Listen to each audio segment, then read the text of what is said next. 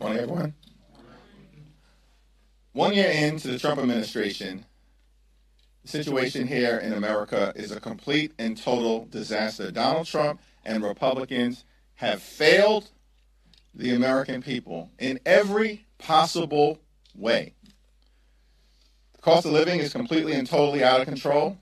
Housing costs out of control. Grocery costs out of control. Electricity bills out of control. Healthcare costs out of control. Child care costs out of control. America is way too expensive, and Donald Trump and the Republican Party has done nothing about it.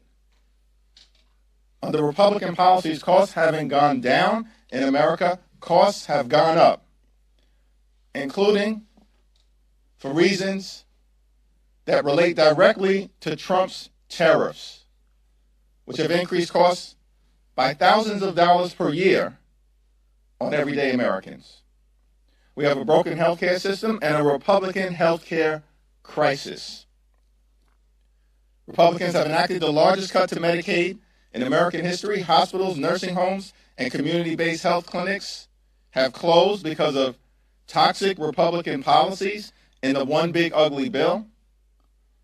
And Republicans in the Senate refuse to extend the Affordable Care Act tax credits, which is going to skyrocket health care costs for tens of millions of Americans who will be unable to afford to go see a doctor when they need one. Donald Trump and Republicans promised to cut costs in America. Instead, the Republican Department of Homeland Security is cutting down American lives in cold blood. It's completely and totally unacceptable. Taxpayer dollars should be used to make life more affordable for the American people, not brutalize everyday Americans or kill American citizens.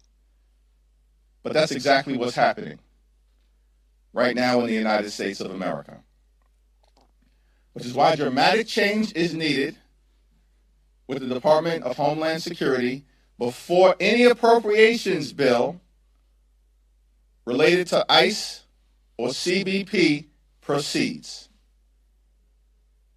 It's a Democratic position because that's the position of the American people. Questions? Good morning, thank you. Last March, you and Leader Schumer didn't seem to be quite on the same page when there was a question of government funding here. So are you confident that what they're going to do next door is going to reflect what the position is on the House when it comes to this? Are you engaged in what he says if they come up with an agreement with the White House to advance, these spending bills, that that's going to be in sync with what House Democrats will want? First of all, that question is so March of 2025. Like hold on. You ask the question, I provide the answers.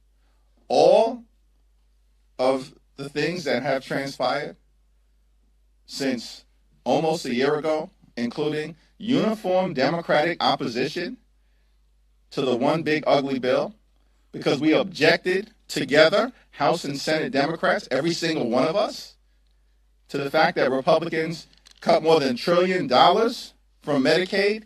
They enacted the largest cut to nutritional assistance in American history by ripping away food literally from the mouths of children, seniors, and hungry veterans. And they did all of that so they could enact massive tax breaks for their billionaire donors, and in the same ugly bill,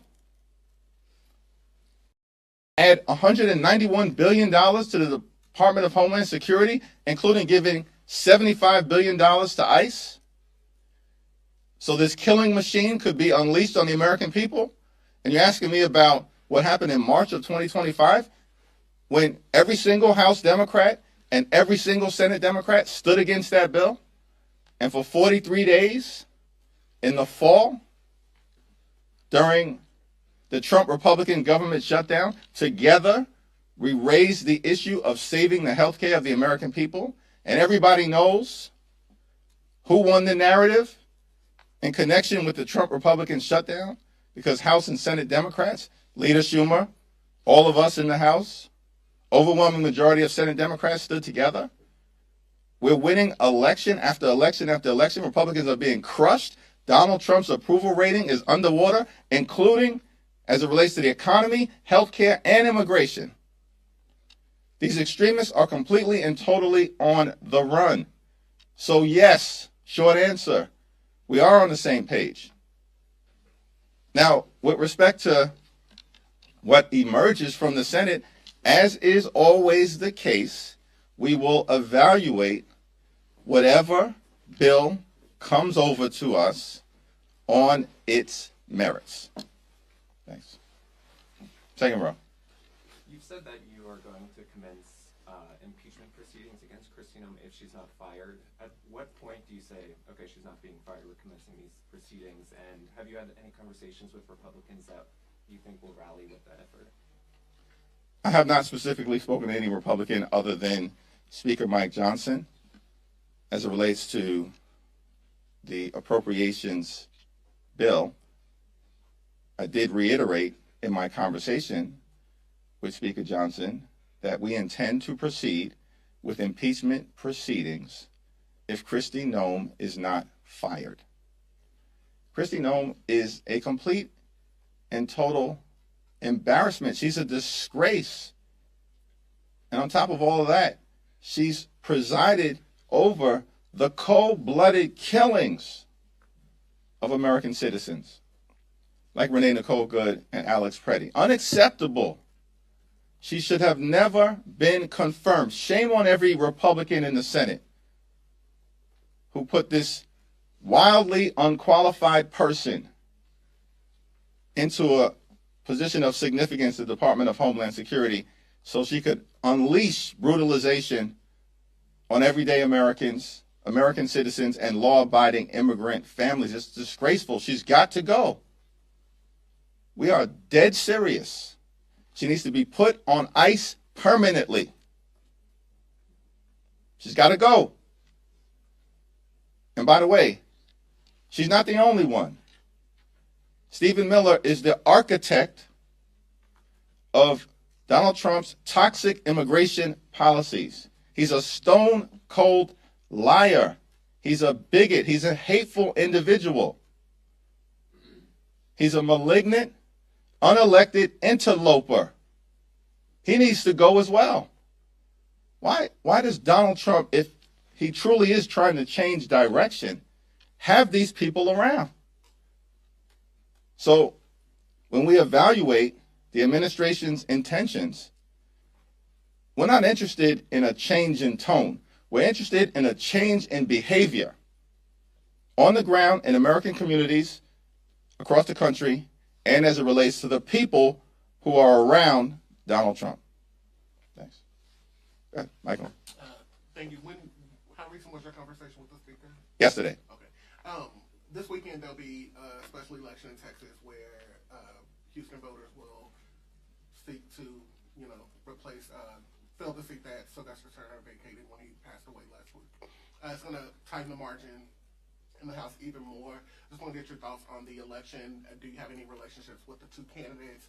What are your thoughts about the House returning next week with one more Democrat that will, again, kind of tighten the margins even more, make it even harder for the speaker to, govern and enact his agenda? Well, the people of the 18th Congressional District, it's the 18th, right? Yeah. People of the, just making sure you're paying attention to me. The people of the 18th Congressional District will decide who represents them in Congress. It's a legendary district. I mean, one of the most legendary congressional districts in the history of this country. It sent to Congress Barbara Jordan. Sent to Congress Mickey Leland. It sent to Congress Sheila Jackson Lee. It's a legendary congressional district. So we're excited to see what comes next. And of course, that person stands on the shoulders of all of those giants. And though he was only with us for a few months, the great Sylvester Turner. What about the margins? Thanks. Well, with respect to the margins, this is another reason why, as we have continued to say, House Democrats, Senate Democrats, all of us, that when it comes to these appropriations bills or any legislative item before the American people, we're just not down with the my way or the highway approach. It's not going to lead anywhere other than crashing and burning legislation or the appropriations process. The extremists in the Republican Party spent the better part of last year trying to fool the American people as if there was some big, beautiful mandate. And because they apparently convinced themselves, though not the American people, they've engaged in things that have worsened their position, not made life better for the American people. And if they continue down that destructive path, only a few things are going to come out of it. One, Republicans may shut the government down again, at least in part. Two, they will continue to fail to deliver on their promise to lower the high cost of living. And three, which we know to be the case, they are heading toward defeat on November 3rd, when Democrats will take back control of the House of Representatives. Thank you, Mr. Leader. Thank you. Thank you. I wanted to ask you about these negotiations that are ongoing in the Senate about potentially separating out a DHS-CR. I was just wondering how you're feeling about those conversations, whether you think Democrats would vote for a DHS-CR with changes, and also, are you involved in these discussions at all? I've had conversations with Leader Schumer and Mike Johnson. I have had no conversation with the White House. But the White House understands that the only group of people that speak for House Democrats are House Democrats. So we'll evaluate whatever comes out of the Senate. We support the position that the 5 bipartisan bills that had strong bipartisan support in the House should be voted on, sent to the President, and signed into law promptly. The failure to do so will simply be another indication that Republicans, once again, want to shut the government down in order to try to jam their extreme right-wing policies down the throats of the American people. We know where that winds up, nowhere.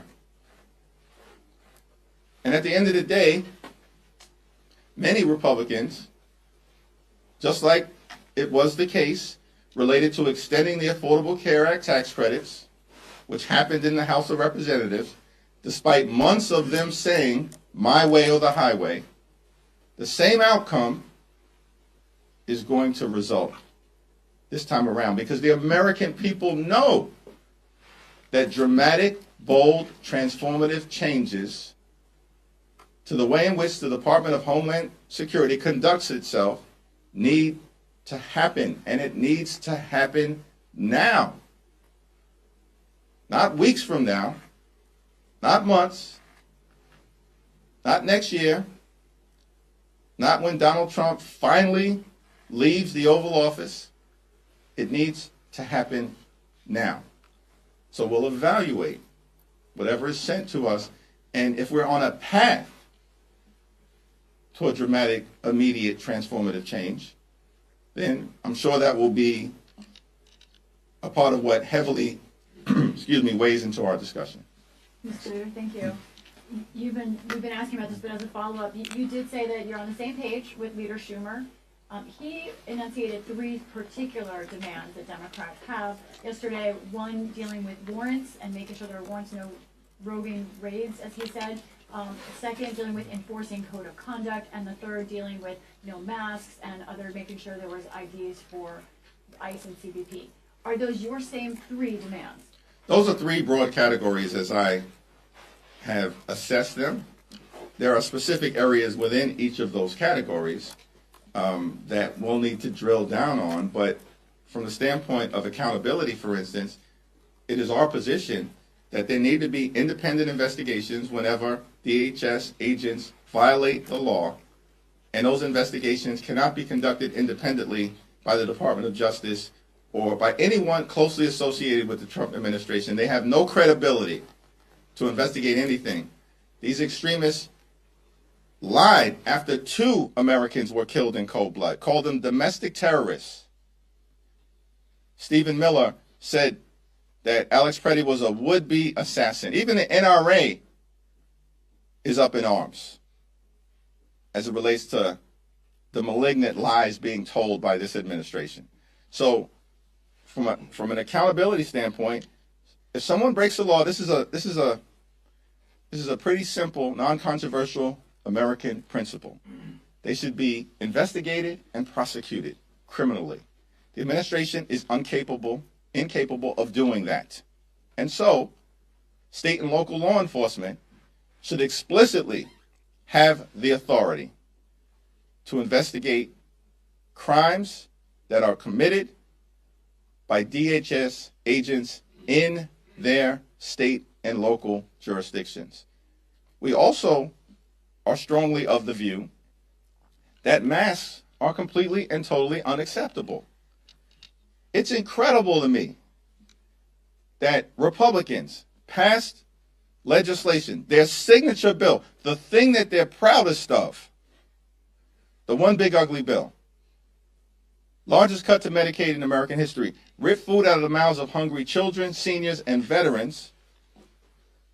And why did they do that? In part, so they could give ICE more money than they've ever been given before and unleash thousands of masked agents who are brutalizing and killing American citizens. This is the Republican priority. It's unbelievable. And so there's a clear contrast between who they are, what they represent, who we are, what we represent.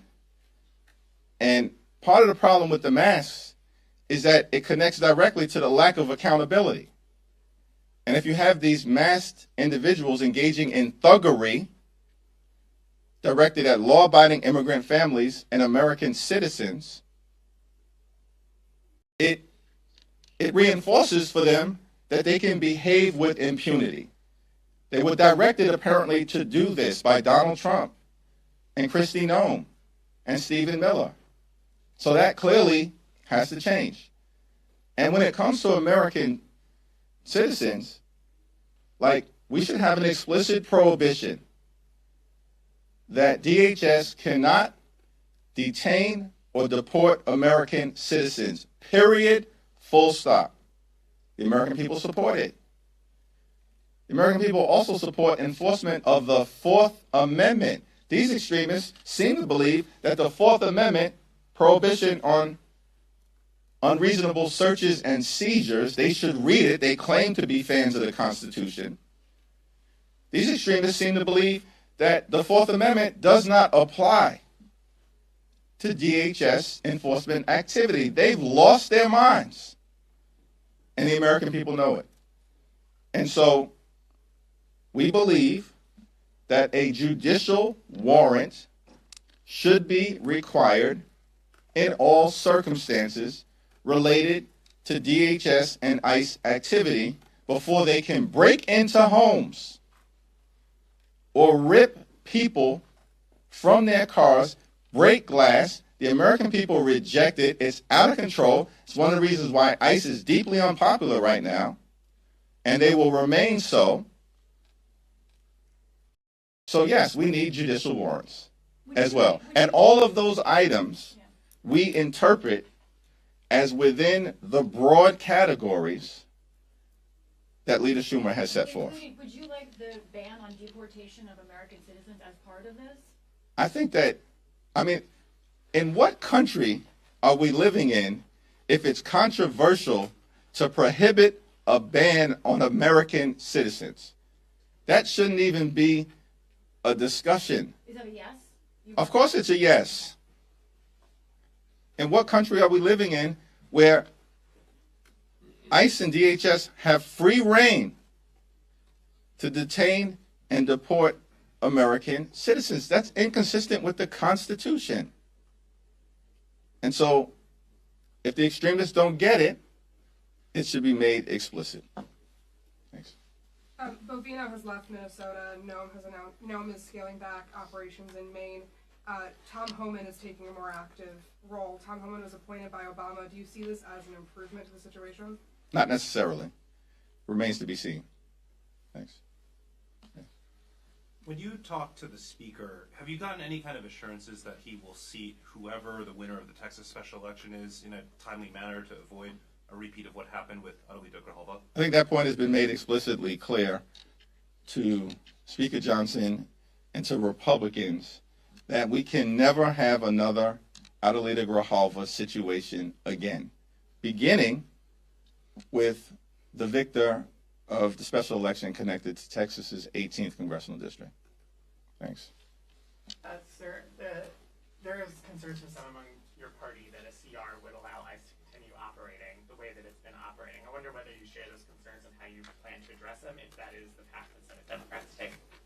We haven't evaluated any agreement that comes together because there's no agreement that has come together yet.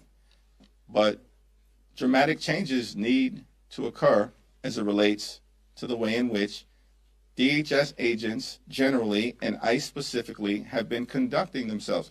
Taxpayer dollars should not be used to brutalize American citizens, to kill the American people, or to violently target law-abiding immigrant families. And so any agreement that comes together in the Senate will have to evaluate in its totality, including as it relates to if there is to be a continuing resolution, it cannot be endless and it cannot be long. And that's the most that I'll say about it right now. Thanks.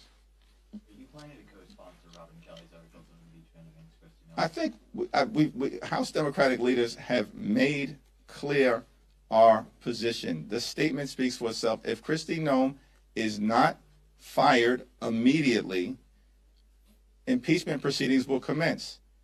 Jamie Raskin, who was the lead impeachment manager during Trump's second impeachment and forcefully and actively participated during the first impeachment, issued a statement where he made clear how he thought things should proceed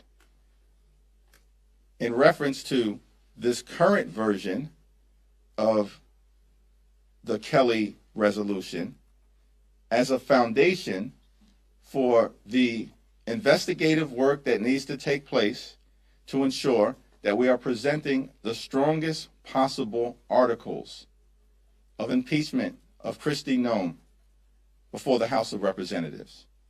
We don't want a show vote. We want a successful vote. In the same way that we've had with respect to the release of the Epstein files, in the same way that House Democrats secured as it related to overturning Trump's toxic executive order that ripped away collective bargaining rights for more than 1 million hardworking federal employees, where 20 Republicans joined us.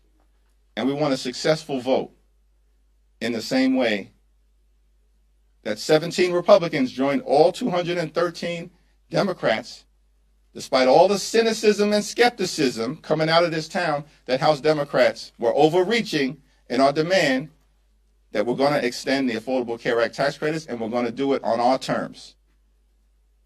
So we know how to move Republicans over to our position. Why? Because we're on the side of the American people. And when it comes to the possible impeachment related to Kristi Noem, it's our intention to do the same thing. Thank you, everyone.